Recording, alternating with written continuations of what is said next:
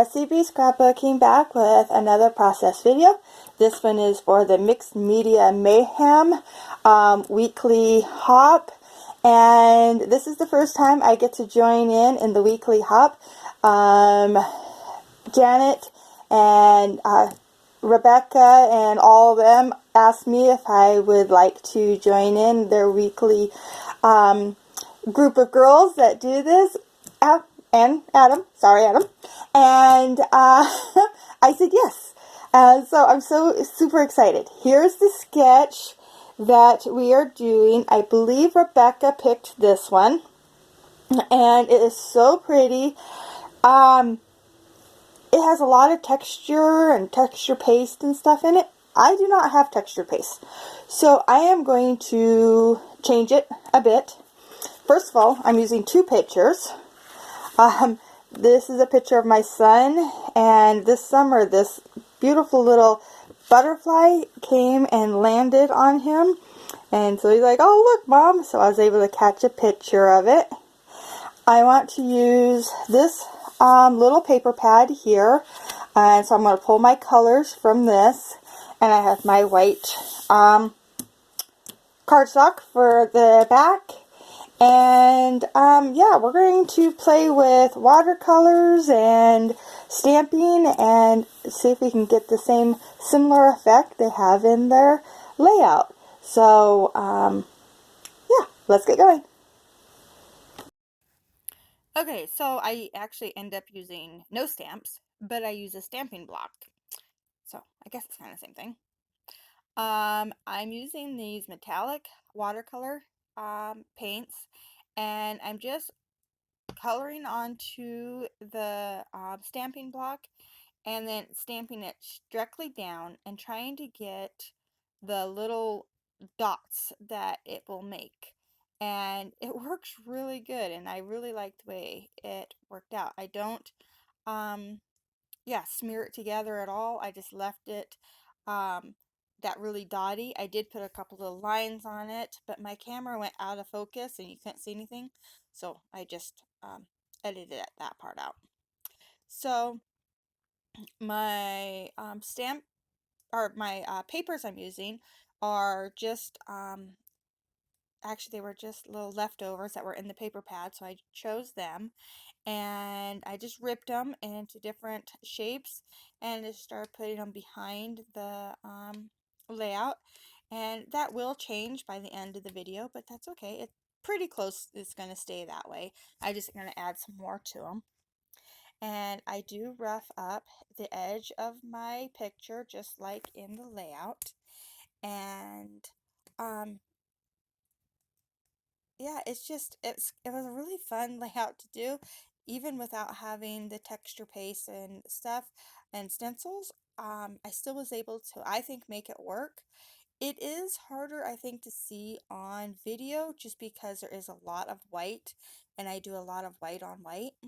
But the close-up pictures at the end really show, I think, more of the detailed work that I did into it. But here I'm just adding in the pieces of paper. They all have the ripped edge just to give it some texture. And yeah, I'm getting them all down. I just keep playing with it, keep ripping things until it looks kind of what I want.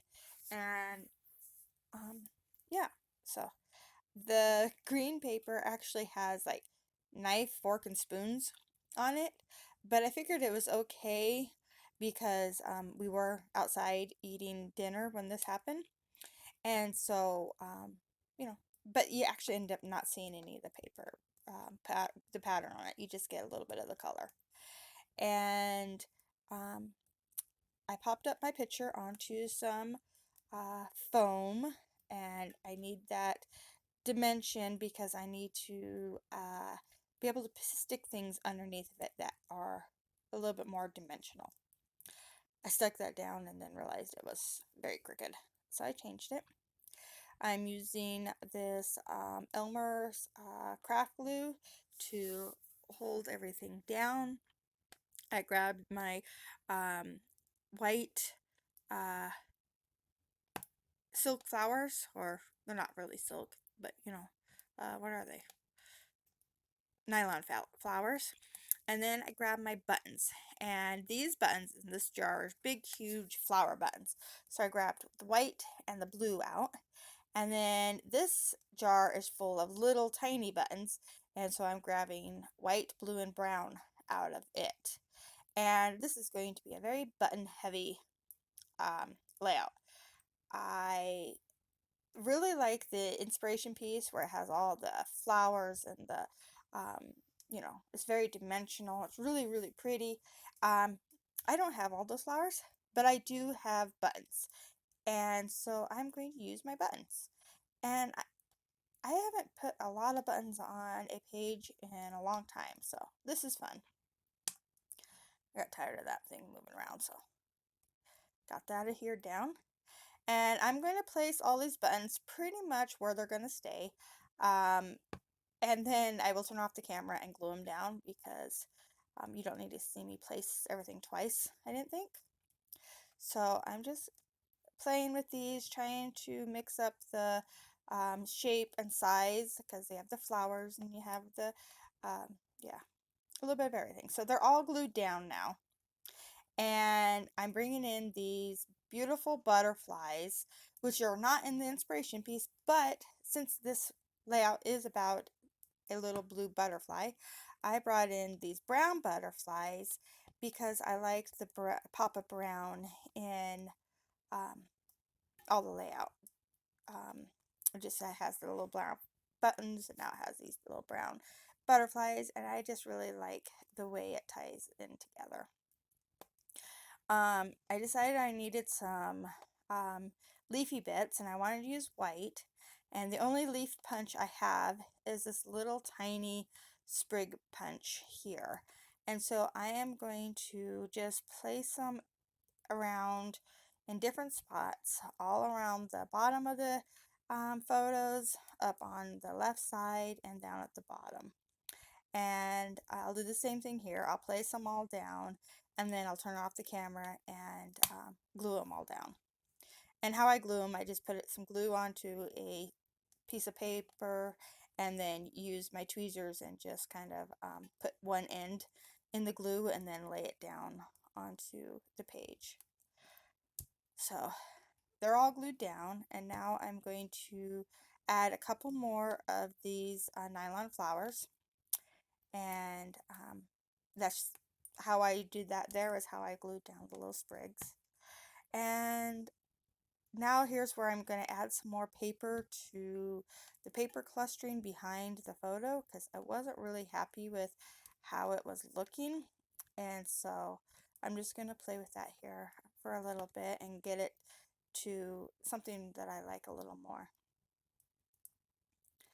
And I just keep playing with it, and I'm just using the two colors, the green and the blue, and